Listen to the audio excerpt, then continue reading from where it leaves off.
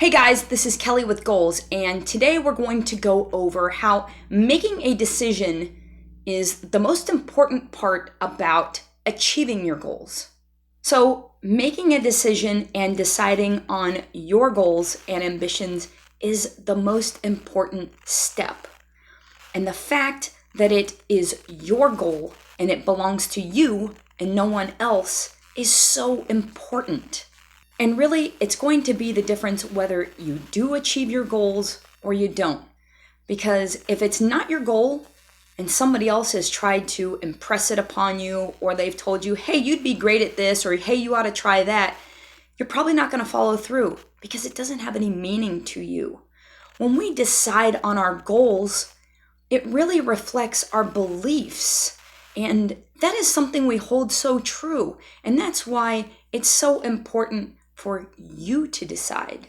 And sometimes maybe you haven't even figured out what that goal or achievement needs to be. And that's okay. It may take a little bit to declutter your mind and kind of dig around in there and figure out exactly what it is that you want. And kind of like clearing off a big messy table full of books and boxes and things when you're just looking for one thing, it might take a little bit, but it's worth taking the time. Because once you figure it out and you decide, you'll know it. And you'll know it not only here, but you'll know it here. And it'll feel great. And that's the other part about making a decision, any kind of a decision. It really is empowering and it feels so liberating. Once you've made that decision, you can do anything. And that's why it's the most important. It's number one in all the factors to accomplishing your goals and achievements throughout your life. And just like the saying goes, if you're not willing to stand for something, you'll fall for anything. And that really is true. When you decide, then you can stand up and say, this is my decision. And a lot of times, as we've talked about before, there'll be some naysayers, some loved ones, some friends, coworkers. That's okay. It doesn't matter. Maybe they've never seen it happen, or they think your decision's kind of funny or stupid. That's all right. Keep it. It's your decision. And this really reminds me of the story about Jim Thorpe. Now, if you haven't heard of Jim Thorpe, he was a Native American born to the Sac and Fox Nation in Oklahoma. And, throughout his life, it was kind of troubled. He was born a twin. His twin brother died when he was 9. His mother died, and then eventually his father died. And he ended up in the Carlisle Indian Industrial School in Carlisle, Pennsylvania.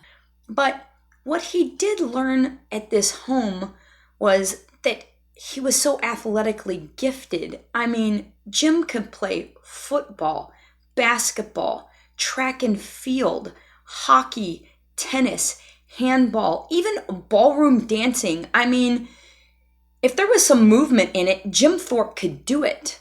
And eventually, Jim was such an awesome athlete at everything, he ended up going to the 1912 Olympics in Stockholm, Sweden. His first event was the pentathlon, which doesn't even exist anymore, but he dominated and won 4 out of the 5 games in the pentathlon, earning his first gold medal during the Olympics. And on day 2, when Jim was going to go into the decathlon, well, unfortunately, Jim's shoes were missing. Now, whether somebody stole them or maybe whether the shoes just got up and walked out of Jim's bag, I don't know. But he ended up getting one shoe from a friend or a teammate and found another shoe in the garbage.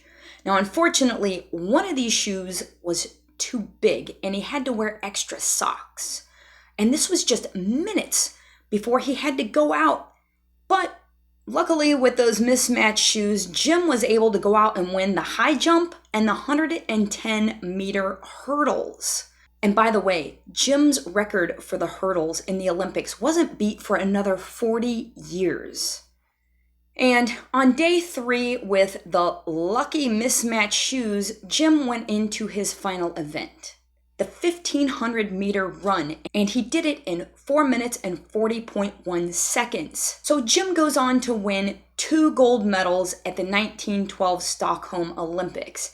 And as those gold medals are being placed around his neck by the then King Gustav V, he tells Jim, "You are the greatest athlete in the world." The moral to this story is Jim made up his mind to go to the Olympics. And I can't even imagine nowadays if some athlete lost their shoes or some of their gear. I know I'd be upset if all of a sudden I showed up to a meet or a match and my pads or my shoes or some of my gear was missing. But he'd made a decision and he stuck to it. And it didn't matter to him that he had to go find one shoe from here and another from there that didn't even fit. He stuck to it. He went out and he won 2 gold medals. I mean, how many people could do that? Making up your mind and then sticking to that decision, as I've said, is one of the biggest factors.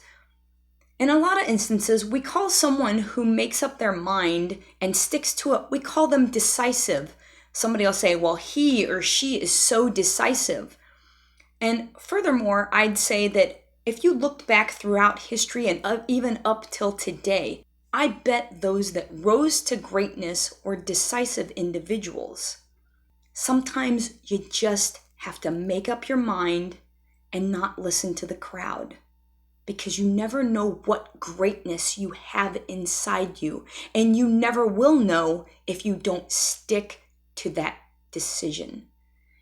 And sometimes we don't know when it's going to happen. A lot of times as we're chugging along and working towards our goal or that achievement, you don't know when it's going to come about. But the first step, make up your mind and stick to it. So I hope that helps you. We're going to have more videos about how to achieve and attain your goals, because it really is just a series of steps. It's just a recipe. And I'll see you guys next time.